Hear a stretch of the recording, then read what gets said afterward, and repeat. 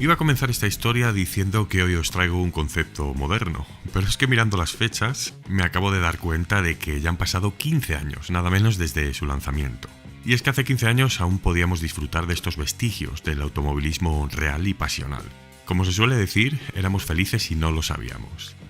El Mercedes SLS AMG GT3 nació como una ceremonia, un tributo al proverbial 300 SL Gullwing, el alas de gaviota. Y por primera vez en 120 años de historia, los incondicionales fans de la estrella tendrían a su disposición un carrera cliente de la marca.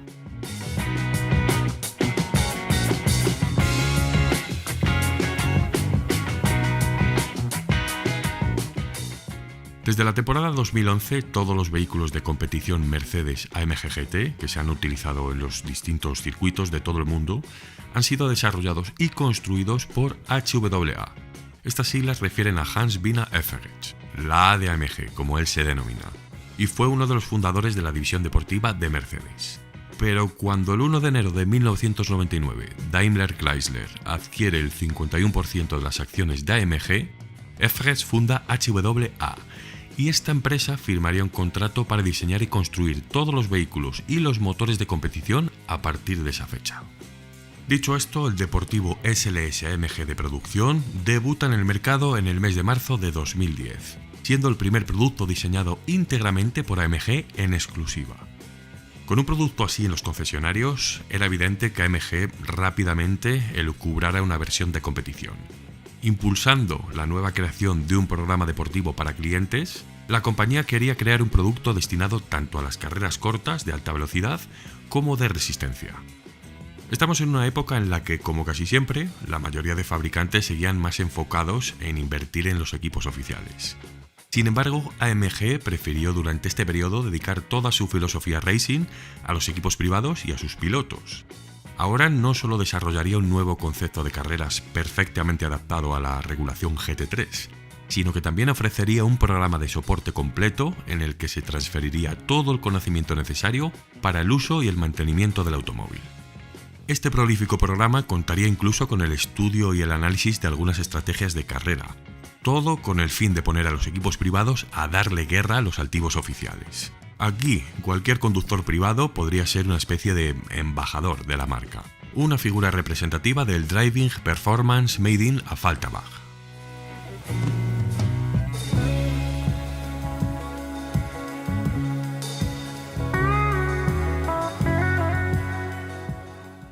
Bueno, a menudo se ha dicho que el Mercedes SLS AMG GT3 debutó en la temporada de 2011, pero eso no es cierto. El 25 de septiembre de 2010, durante la novena prueba del campeonato de resistencia VLN en Nürburgring, un chasis Black Falcon color plata mate, muy afilado y bajo, hacía aparición en la parrilla para poner fin a una racha de Porsche de 13 victorias consecutivas. Era la primera victoria de un Mercedes desde la carrera de 6 horas de 1998. Ahora, antes de meternos en materia, vamos a hacer un breve recorrido por la división GT3, que si no me equivoco creo que aún no la hemos tratado en el canal. 2005. El magnate Stefan Reitel, fundador de SRO Motorsports, que es la empresa líder mundial de las carreras GT, junto al controvertido Max Mosley, entonces presidente de la FIA, inauguran esta nueva división. Como es lógico, era un movimiento destinado a ampliar las parrillas, facilitando la entrada de nuevos fabricantes y de equipos privados. Una normativa bastante equitativa, costes retenidos, bueno, ya sabéis. Y esto trajo consigo también, muy interesante, la primera categorización de pilotos, con los títulos platino, oro, plata y bronce. En 2007 también aparecería, por ejemplo, la GT Masters, y en 2009 ya, una de las características más importantes del éxito del Campeonato Europeo de GT3, por ejemplo, fue la carga impuesta a los 3 coches clasificados. La penalización de los 3 primeros vehículos, con 20 kilos, 15 kilos y 10 kilos, respectivamente, aseguraba, bueno, entre comillas, la máxima igualdad en el campeonato. Al final, la GT3 se convirtió en la categoría más poblada del mundo. Pero ya nos iremos metiendo más a fondo con esto poco a poco. No existía un reglamento en el sentido convencional. Los vehículos debían pasar por un proceso de homologación frente a la FIA, cumpliendo totalmente las directrices técnicas de GT3, que a decir verdad eran bastante laxas. No había límites de tamaño para los motores, ni para sus configuraciones o la disposición del chasis, pero había un requisito crucial: y es que para entrar en la parrilla GT3, los vehículos debían estar basados en deportivos de producción de 2 puertas que se estuviesen comercializando en ese momento. Importante, si el modelo ya no estaba en producción, si ya no estaba en la carta, no era apto.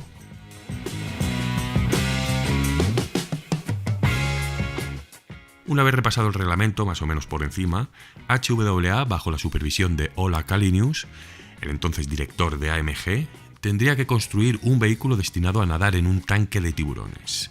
El Audi R8, el BMW Z4, el Corvette Z06, Porsche 911 por supuesto, o incluso Lamborghini Gallardo. Pues partiendo del tecnológico chasis de aluminio, del SLS, que tenía una notable distancia entre ejes de 2,6 metros, fijaros, la empresa conservaría el esquema original de suspensión de doble horquilla en sendos ejes, aunque obviamente con una avanzada configuración que le permitía adaptarse tanto a las características individuales de la pista como a las diferentes condiciones climáticas. Y al igual que el SLS AMG de serie, la versión GT3 también estaba equipada con dirección de cremallera con asistencia eléctrica en función de la velocidad.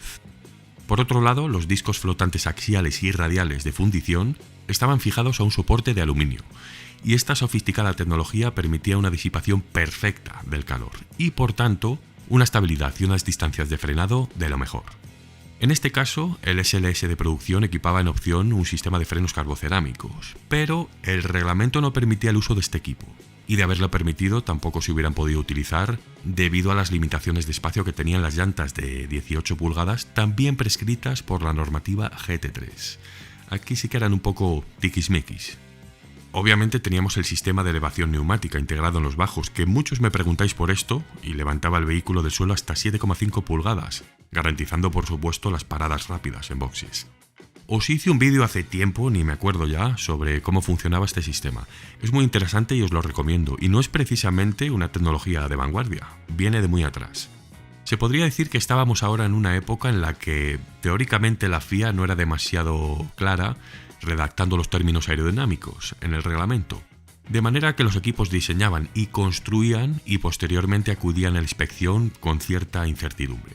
De hecho, recordemos por ejemplo lo que sucedió durante la inspección del Audi R8 LMS Ultra, el de 2013, el cual fue echado para atrás por el enorme difusor trasero. Audi en este caso tuvo que volver a inspección con la configuración del año anterior para poder obtener el aprobado. Los límites estaban ahí y más o menos los ingenieros sabían dónde, pero bueno, ya sabéis cómo son, si cuela, pues cuela, y si no, lo cambiamos y todos están amigos. Pues ahora la nueva carrocería, fabricada principalmente con fibra de carbono, revelaba un amplio trabajo de desarrollo aerodinámico, que además había sido minuciosamente colocado para canalizar el aire hacia las zonas más críticas. Bueno, esto era muy común.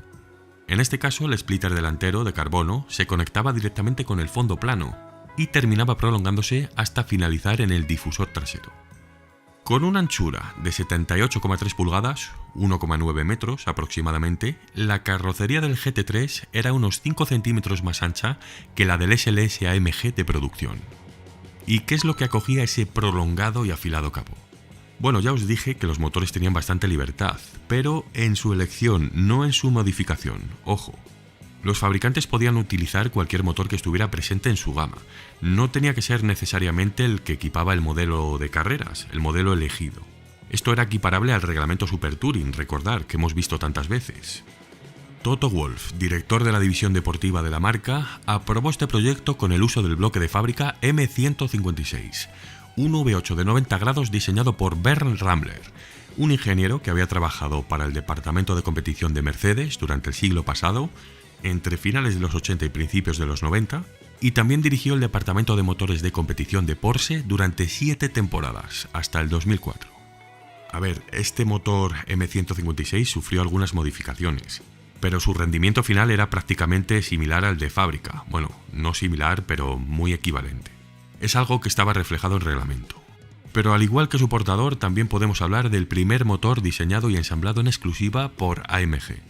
Y lo habían hecho no con vistas en la producción, en serie, sino con la experiencia de la competición, que es muy diferente.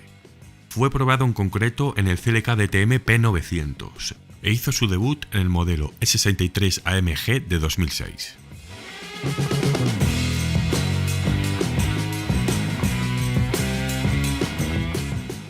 La familia V8 de Mercedes había estado evolucionando desde los ancestrales M100 de principios de los 60, ya llovió, hasta llegar aquí, ahora mismo, el punto más álgido del número 8.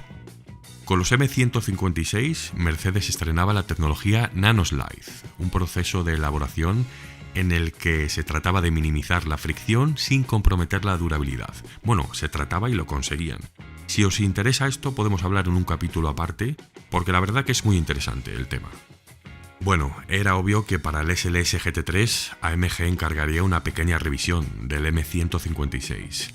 Y entonces le agenció un nuevo cigüeñal forjado, pistones también forjados, lubricación por cárter seco y un tren de válvulas revisado. El sistema de admisión también sufrió una reforma completa y los árboles de levas se presentaron con un nuevo diagrama de distribución. A esta variante mejorada la denominaron M159 y declaraba 571 caballos a 6.800 vueltas.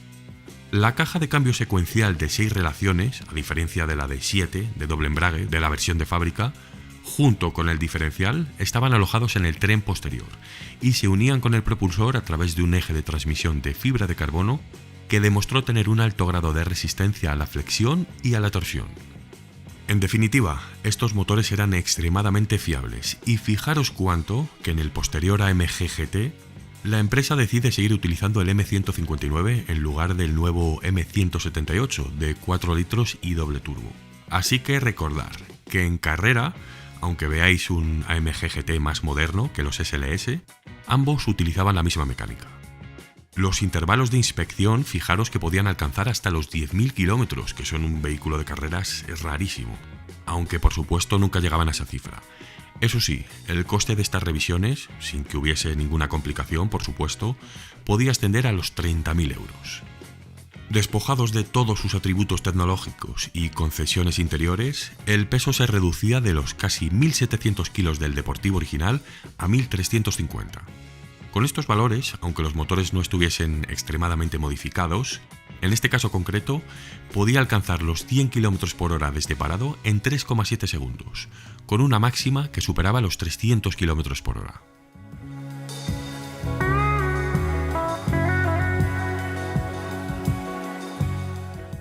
Al final, durante su primera temporada en activo, en 2011, el SLS AMG GT3 se convirtió en el debutante sin duda más exitoso. Heyco Motorsport se hizo con el campeonato europeo FIA GT3, pero tras 20 victorias serían logradas alrededor de 4 continentes. El éxito de aquella primera temporada hizo que el equipo entregara hasta 40 chasis por todas las partes del mundo.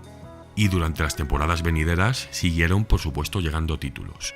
Pero solo durante la campaña de 2013, este AMG obtuvo un total de 38 victorias y 4 campeonatos: la Blancpain Endurance, la FIA GT, el Super TQ y la Race Trophy Austria. A diferencia de sus archienemigos alemanes, Audi, BMW y Porsche también, durante sus 5 años en activo, el SLS AMG de Mercedes solo fue destinado a competir como un GT3. Y fijaros, a pesar de que era el carrera cliente más caro, por encima incluso del Audi R8 LMS o del Porsche 911 GT3R, a pesar de esto, el SLS se convirtió en el principal carrera cliente de su época. Ya en el ocaso de su carrera, en 2015, en el Salón del Automóvil de Ginebra de aquel año, Mercedes AMG presenta un digno sucesor del SLS, el Mercedes AMG GT3. Bueno, una materia, como os decía, mucho más moderna a lo que estamos acostumbrados, pero que a mí aún me seguía gustando mucho. Fijaros que me he dado cuenta, así de casualidad, del tiempo que tenía ya este vehículo, o más bien de lo rápido que pasa el tiempo, que es diferente. Bueno, ahora llega lo más importante, y es leer todas vuestras opiniones, que sé que sois muchos los que también apreciáis el motorsport más vanguardista. Así que ponerme en comentarios qué os parecen este tipo de vídeos, más enfocados en la actualidad, y si os gustaría que abriésemos una nueva área, un nuevo camino para dedicar algunos capítulos a ello. Porque por cierto, también tengo preparado el material para el Z06, el Corvette GT3R. Ese lo vamos a tener aquí muy pronto, seguro, porque me gusta especialmente y ya os argumentaré el porqué. Mil gracias por dedicarme vuestro tiempo, espero que lo hayáis disfrutado y nos vemos el domingo, como siempre, 21:00. Un saludo.